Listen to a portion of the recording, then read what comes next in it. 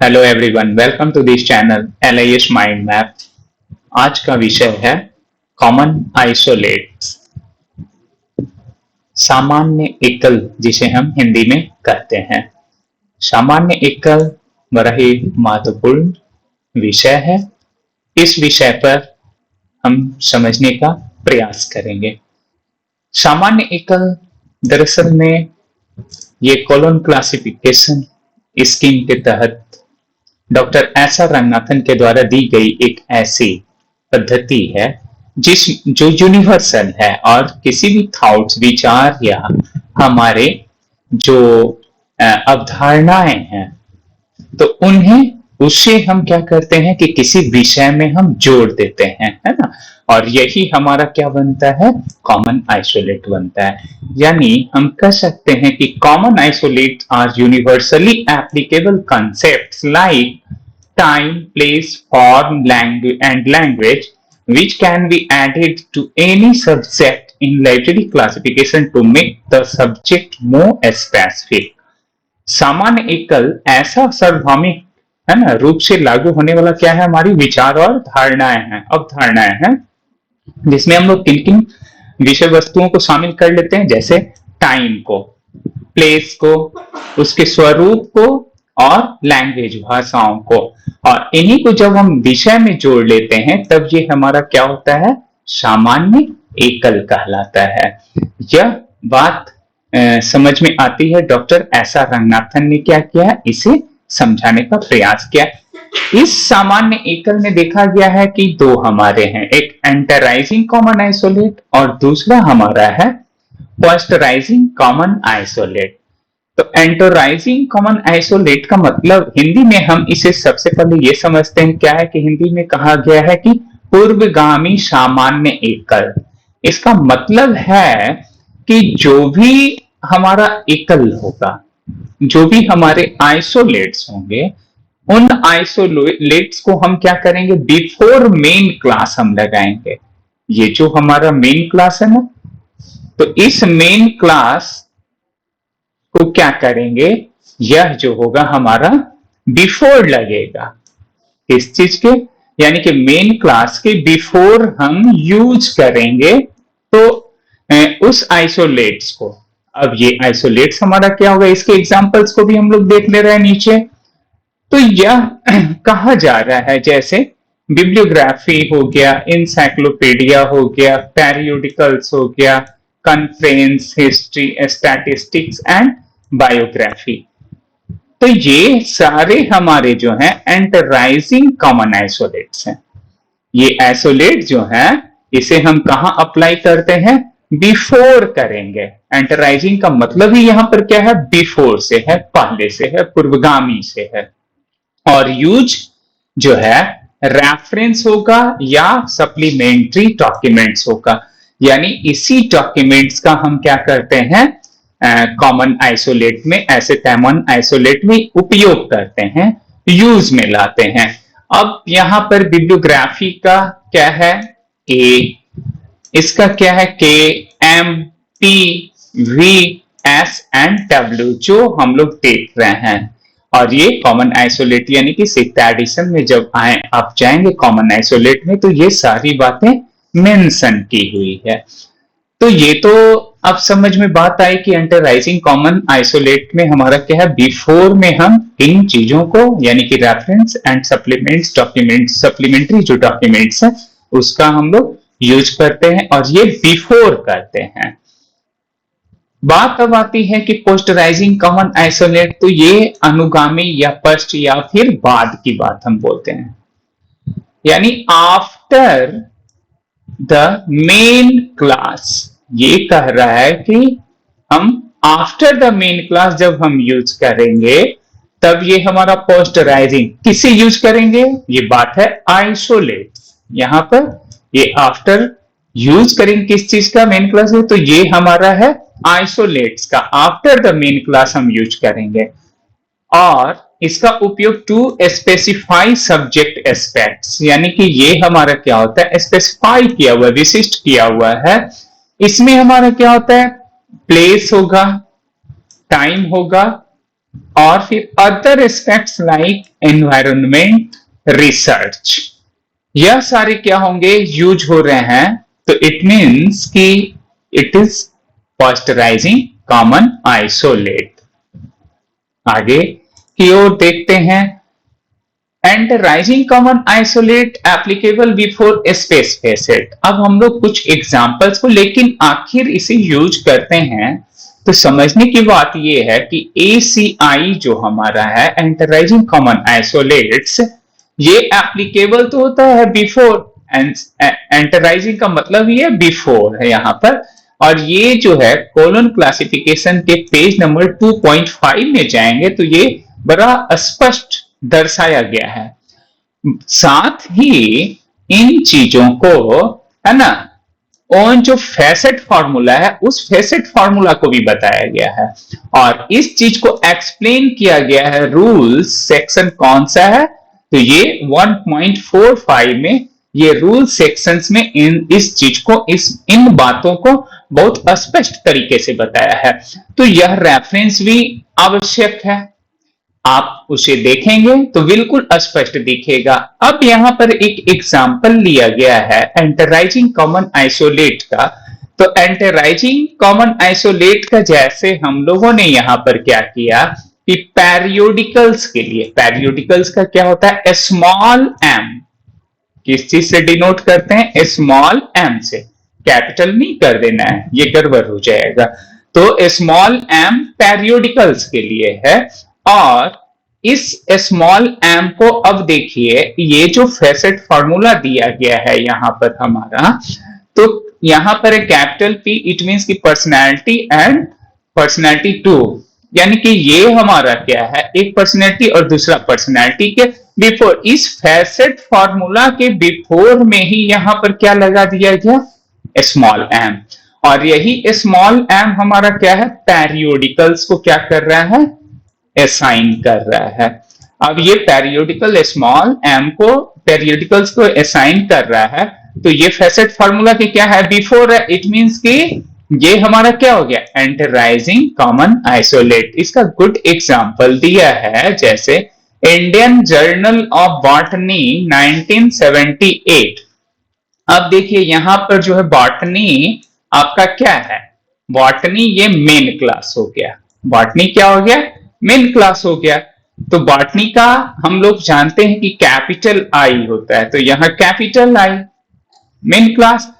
अब ये facet formula के अकॉर्डिंग ये बोलता है कि P हमारा, तो P हमारा जो है ये क्या है, इसे बना दिया गया है फॉर इंडिया के लिए। इंडियन यहां लिखा है, बट ये इसका मीनिंग क्या है, इंडियन जर्नल का मतलब है कि जर्नल ऑफ इंडिया, है ना। तो अब यहां पर ये फॉर इंडिया का लिया गया, और N78 ये हमारा क्या बता रहा है, पीरियड्स को बता रहा है। 1900 के लिए हम लोग N और 78 हमारा सेकंड डिजिट, ये हम लोग लेते हैं डिकेड्स को। तो ये समझ में बात आई, और ये क्या हो गया, इसके पूर्व हमें क्या करना है, P1 P2 के पूर्व में क्या लगाना है हमें, स्मॉल एम। यहां देखिए इसी बात को क्या किया गया है, लगा दिया गया। तो ये हमारा क्या हो गया, यही हमारा होता है एंटराइजिंग कॉमन आइसोलेट, यानी कि बिफोर हम लोगों ने इस फॉर्मेट के अकॉर्डिंग क्या किया, लगाया। तो this one is the anteriorising common isolate. एक हम लोग बात करेंगे अब पोस्टराइजिंग कॉमन आइसोलेट। तो posteriorising common isolates, these are placed after the main class number। ये क्या करता है कि मेन क्लास नंबर के बाद इसका हम लोग उपयोग करते हैं। Describe characteristics of the document और सब्जेक्ट इटसेल्फ, यानी कि डिस्क्राइब करता है उसके कैरेक्टरिस्टिक्स को, है ना, डॉक्यूमेंट के कैरेक्टरिस्टिक्स को। Helping to organize specific subject within a subject, specific subject को विद इन सब्जेक्ट, सब्जेक्ट के अंदर ये क्या करता है, ये ऐसा करता है। Now, first the host class is to be worked out on the basis of the facet formula।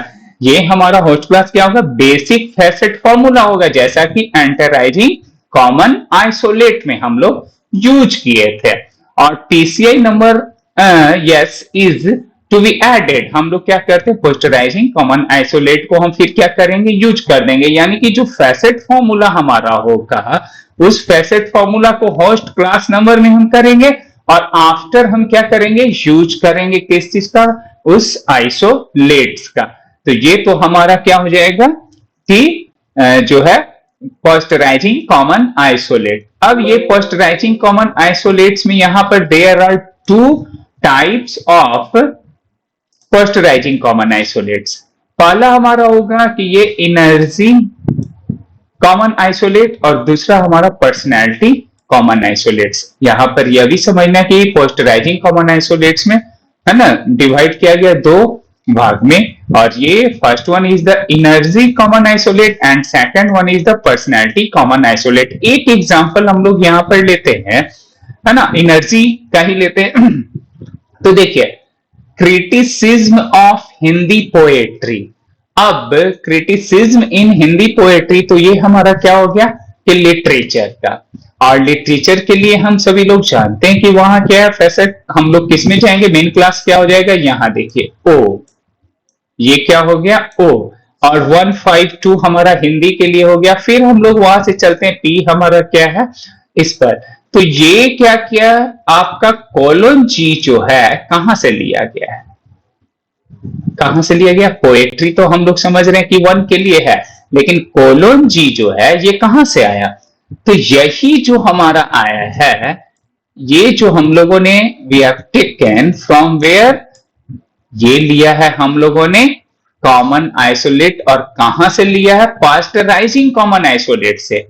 यानी कि अगर कोलन क्लासिफिकेशन के हम इस रूल्स को अगर देखें और जाएंगे तो पेज नंबर 2.5 है ना, वहां पर देखें और रूल सेक्शंस को देखें 1.45, तो ये स्पष्ट वो आपको है ना एसीआई और पीसीआई को क्या किया है, बांट कर वो बताया है कि कौन कौन से हमारे है ना किस में आएंगे, एंटराइजिंग में कौन आएंगे, पोस्टराइजिंग में कौन आएंगे। तो ये आपसी एडिशन ऑफ द ये रंगनाथन की जो है उसमें क्लियर बताया है उस बुक में। जब ये देखते हैं तो ये हमारा क्या हो गया, क्रिटिसिज्म के लिए ये दिए हुए कॉलम हमारा जी, चूंकि यह क्या है एनर्जी को ऐसे भी साइन करता है। इस प्रकार से अब क्या हो गया कि हम लोग बिफोर जब यूज कर रहे हैं तो वो हमारा क्या हो गया एंटराइजिंग कॉमन आइसोलेट, और आफ्टर जब हम लोग क्या करते हैं कि उस फैसेट फॉर्मूला के बाद जब हम यूज करते हैं किसी आइसोलेट का, तो वो हमारा क्या होता है, पोस्टराइजिंग कॉमन आइसोलेट होता है। कुछ प्रैक्टिस कर लेते हैं और देख लेते हैं। In colon classification common isolates are, common isolate जो है क्या है कोलन क्लासिफिकेशन में, सब्जेक्ट स्पेसिफिक कंसेप्ट है, ऑथर आइसोलेट्स है, तो बिल्कुल नहीं है। ये क्या है, यूनिवर्सली एप्लीकेबल कंसेप्ट है। ऑफ कोर्स डेफिनेशन तो यही बताता है कि यूनिवर्सली एप्लीकेबल कंसेप्ट है। Now which of the following is not a common isolate, इसमें कौन जो है सामान्य एकल नहीं है, यानी कॉमन आइसोलेट नहीं है। टाइम तो है, प्लेस भी हम लोगों ने देखा है और फॉर्म को भी देखा है, बट ऑथर की चर्चा कहीं नहीं हुई है। चलिए यह भी देख लीजिए आप, यहाँ पर क्या क्या है, देखिए प्लेस है, फॉर्म है, टाइम है, लैंग्वेज है, बट ऑथर यहाँ हमें नहीं दिख रहा है। तो ऐसे में क्या हो गया कि ऑथर हमारा बिल्कुल नहीं, गलत जवाब होगा। और लेकिन क्वेश्चन यहां पर जो पूछा है नॉट, तो इस नॉट के अकॉर्डिंग हमारा क्या हो जाएगा, ये सही हो गया। नॉट के अकॉर्डिंग जब नहीं वहां पर है डेफिनेशन में है कॉमन आइसोलेट में, तो ये नॉट लगा दिया, इट मींस कि this one is the right answer. अगर नॉट नहीं होता तब तो फिर ये हमारा क्या हो जाता, गलत हो जाता। तो ये हमें समझना है, right. The concept of common isolate was introduced by, very common, तो ये introduced रंगनाथन महोदय ने किया था। अब आगे बढ़ते हैं, which of the following belongs to enterizing common isolate, यानी कि एशियाई का जो है कौन सा इसमें से है ना संबंध रखता है। तो ये क्या प्लेस है, टाइम है या कंट्री है, ना ही प्लेस रखता है ना ही टाइम रखता है, बल्कि यस बिब्लियोग्राफी अगर हम वो 4-3 में अगर चले जाएं पेजेस में, तो वो स्पष्ट यहाँ पर दिया है, ये आप हम सभी लोगों को देख लेना है, यह भी नहीं है ना। पोस्टराइजिंग कॉमन आइसोलेट्स यूजुअली इंक्लूड्स, किसे शामिल करता है? पोस्टराइजिंग की बात कर रहा है, एंटराइजिंग की बात नहीं कर रहा है।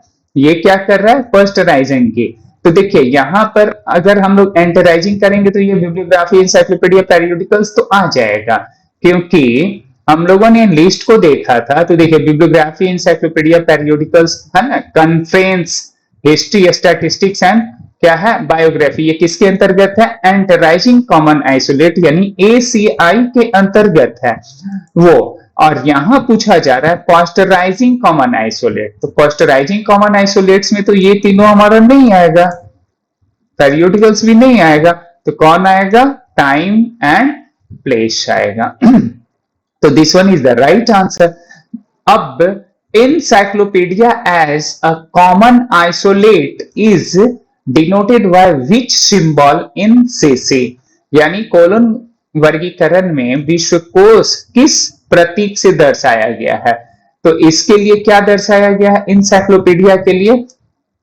स्मॉल के। तो बी जो है आपका सही जवाब होगा, क्योंकि इंसाइक्लोपीडिया का जो है स्मॉल के है। देखिए यहां पर यह दर्शाया गया है किस चीज से? देखिए ये जो है इंसाइक्लोपीडिया स्मॉल के है ना, बिब्लियोग्राफी स्मॉल ए, तो ये पेरियोडिकल स्मॉल एम।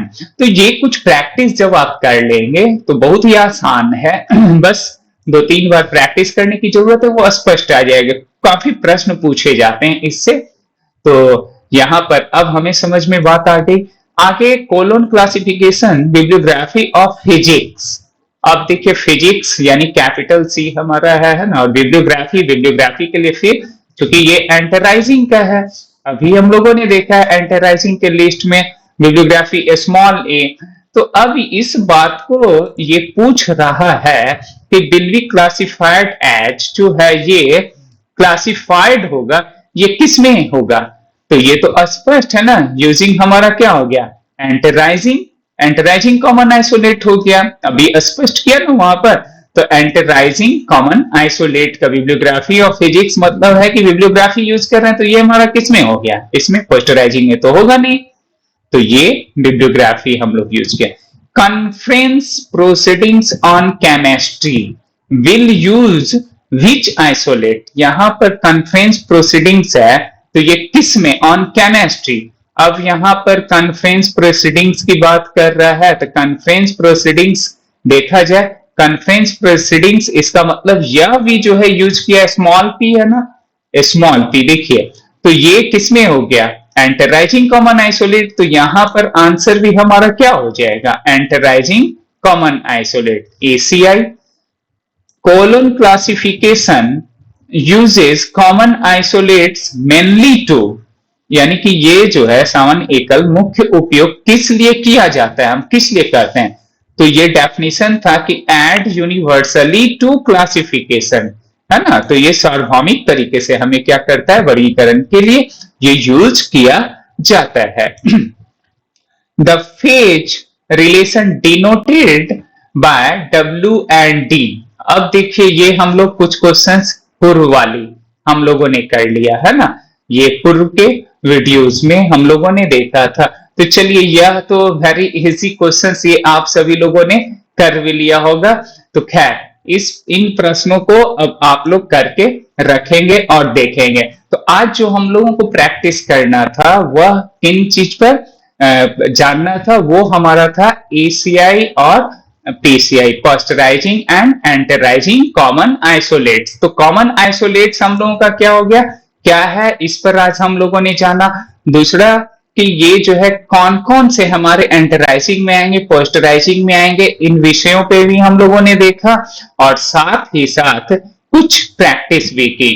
तो मुझे उम्मीद है कि अब आपको जो है बिल्कुल कॉमन आइसोलेट बहुत हद तक ये समझ में बात आ गई होगी कि हमें, है ना, कॉमन आइसोलेट क्या होता है और कैसे हम इसका उपयोग करते हैं। तो मूल रूप से ये है कि जो एक कॉमन आइसोलेट है, वो क्या है कि आपका एंटराइजिंग हमें कब यूज करना है, पोस्टराइजिंग हमें कब यूज करना है, ये बहुत महत्वपूर्ण है। और इसके लिए उसमें जो पेज जो दिए गए, पेज पर हम लोग जाएंगे, पेज संख्या 2.5 पर, तो ये बिल्कुल उसे आप उलट कर देखें, थोड़ी सी प्रैक्टिस की आवश्यकता है, क्योंकि ये प्रैक्टिकल अप्रोच रखता है ना।